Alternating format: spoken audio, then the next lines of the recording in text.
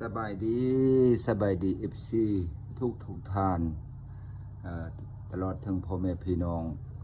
บรรดาแพทย์หมอพยาบาลทหารตำรวจข้าพเจ้าจะออกมาเบามีปัญหาน้อยหนึ่งกดไลค์กดแชร์กดติดตามแล้วก็แชร์กันไปเด้อพ่อแม่พี่น้องเด้อแชร์กันไปลองเบิ่งที่ว่าข้าพเจ้าจะเบาเนาะนี่แล้วบ่แม่นว่าข้าพเจ้าออกมาวิจารณ์และมาเว้าความจริงชีวิตการเป็นมาของข้าพเจ้าเนี่ยให้พ่อแม่พี่น้องเขาได้ฮู้ได้ทราบว่าอยู่บ้านข้าพเจ้านี้จะคือบ้านพวกท่านอยู่บ่อันนี้ข้าพเจ้ากันถ้าว่าผิดพลาดได้ก็ขอโทษขออภัยอยู่ในบ้านข้าพเจ้าในแต่กี้ผ่านมาเนี่ยข้าพเจ้าบ่ได้คัดค้านต้านยันต่อระเบียบบ้านการเมืองอย่างทั้งสิ้นนับตั้งแต่ว่าเก็บเกณฑ์สมาคมคนตายบอกเก็บเกณฑ์เวียกรวมออกแห่งงานรวมจังสันจังซีเนี่ยข้าพเจ้ายินดีให้อยู่เสมอแล้วโดยมาแล้วระยะหนึ่งเนี่ยความโดยเฮาบ่ได้คิดถึงบ่ได้บ่รู้สึกว่าเหตุการณ์มันจะเกิดขึ้นอยู่ในฐานะครอบครัวข้าพเจ้าเองมื้อวันที่3วันที่9เดือน3เนาะลูกชายข้าพเจ้าได้เสียชีวิตไปมาถึงปัจจุบันนี้ในเงินสมาคมคนตายอยู่ที่บ้านผ้าสางในเพิ่นยังบ่เก็บให้ข้าพเจ้าเถื่ออันนี้มันจะเป็นไปได้บ่ข้าพเจ้าก็บ่ฮู้ว่าลูกชายนั้นจะตายคันข้าพเจ้าฮู้จักว่าลูกชายนั้นจะตายมื้อนั้นมื้อนี้นี่ข้าพเจ้าก็จะกะเกียมไว้เงินค่ำนี่ถือว่าสิบ่จับบ่จ่ายสิ่งที่บ่มีอยากได้หยังข้าพเจ้าก็จะบ่ซื้อแหละปะไว้เนาะอันนี้เลยคันถ้าว่าบ่เก็บให้ข้าพเจ้าคือผ่านมาข้าพเจ้าก็เคยเสียให้แล้วแต่ละคนแต่ละครอบครัวผู้ที่ว่าล่วงลับไปนั้นเท่ากับบ่อยากเป็นเท่ากับบ่อยากไปอันนี้ข้อฝากถึงผู้หลักผู้ใหญ่ควรพิจารณานะเดี๋ยวเราเม้นมาลองเบิ่งเด้อคันถ้าว่าผู้ใดอยู่บ้านเด้อนี่เป็นคือเสนีแล้วเม้นตอบให้แด่ข้อกดไลค์กดแชร์ติดตามไปนำบุญยังชาแนล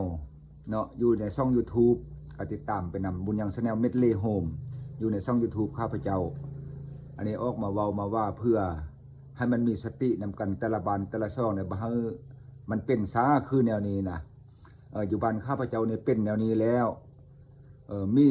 มดทั้งมวลในบ้านใหญ่นะซ้ำภาษางในมีฮอดซาวซ่องหน่วยแล้วแบ่งเป็นซ่องคุมหนึ่งคุมที่ภาษางนี่มันมี11หน่วย12หน่วยถือว่ามีได้แต่หน่วยเดียวหน่วย11ที่ข้าพเจ้าอยู่นี่แหละหัวหน้าหน่วยเก็บมาให้โดยเฉพาะ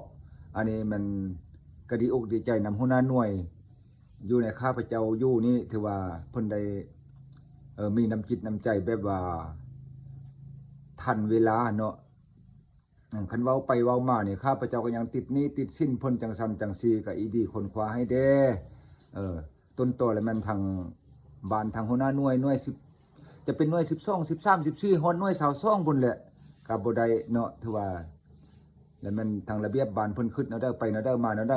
หรือว่าคันว่าบ่เก็บบ่เกณฑ์เลยบ่มีเลยสมาคมคนตายนี่นะลุบลางทิ่มซั่นผ่านมาข้าพเจ้าก็เคยเสียข้าพเจ้าก็เคยให้แต่ละคนแต่ละเกิดอุบัติเหตุอย่างซั่นจังซี่กันล้มกันตายข้าพเจ้าก็เคยเสียว่าครอบครัว10,000ข้าพเจ้าก็บ่ได้ขัดได้ขวางบ่ได้ขัดได้คิดหยังทั้งสิ้นนำมาฮอดในข้าพเจ้านี่เป็นชนีแล้วคือว่าเป็นหยังคือว่าบ่ได้อันนี้อยากฝากฟังไปให้ทุกคนอยู่ในกลุ่ม FC ของข้าพเจ้าเองนี่นะ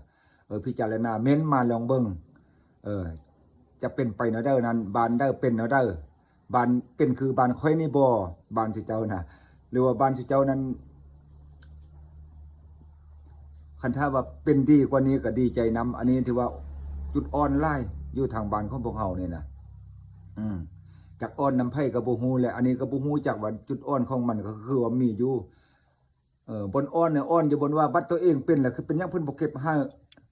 บัตรเพิ่นเป็นน่ะเพิ่นมาหาเฮาก็ยังให้โดยทันเวลาทันการทันชั่วโมงไปอบอุ่นแนวคิดจิตใจผู้ที่ครอบครัวผู้ที่เสียชีวิตแน่นอนต้องมีการง่วมกันเงาอันนี้ข้าพเจ้าอยากออกมาเว้าซะนี้เอามีเนี่ยได้แล้วกดไลค์กดแชร์เม้นไปหากันเด้อพ่อแม่พี่น้องเด้อเอาสบายดี